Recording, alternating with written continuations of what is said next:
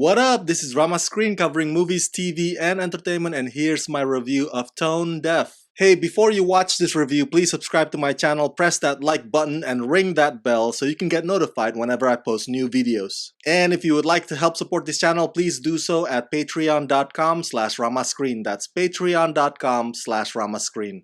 Let's rock this. I guess this seems to be the year of creepy stalkers in movies, like Dennis Quaid in The Intruder, and Octavia Spencer in Ma, and now Robert Patrick in Tone Deaf. But what makes this movie unique, ultimately, is the outrageous socio-political commentaries that it keeps spewing. Tone Deaf is scary, yes. It's brutal, yes.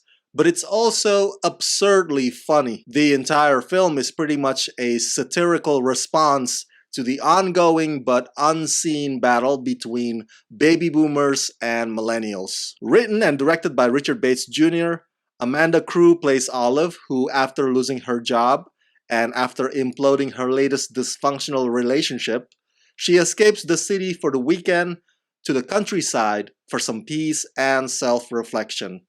She rents a country house from a widower named Harvey, played by Robert Patrick, who turns out to carry some long-hidden grudges against an entire generation. Olive soon discovers Harvey's terrifying and homicidal tendencies as she is plunged into a blood-soaked fight for her life. When you think of creepy stalker movies like the ones I mentioned to you earlier, or like Single White Female or Ingrid Goes West, the motivation is usually because the person is either wants to be you, or they want to have what you have, or date the boyfriend or girlfriend that you date, or they are an obsessive fan who demands that you only pay attention to them 24/7. Robert Patrick's character, however, is on a class of his own. He is driven by his contempt or his scorn or his disdain for millennials. Writer-director Richard Bates Jr. even juxtaposes that with Harvey's recurring dreams that only amplify his hatred all the more. By the way, these dreams are executed in some kind of weird, eccentric performing art, but what it conveys is obvious. At one point, it even features literally countless hipster babies, which is downright hilarious. Harvey basically represents those people in your life that often say, "Or back in my day," or "Where have the good old days gone? Women should just shut up and cook in the kitchen. Rah, rah, rah."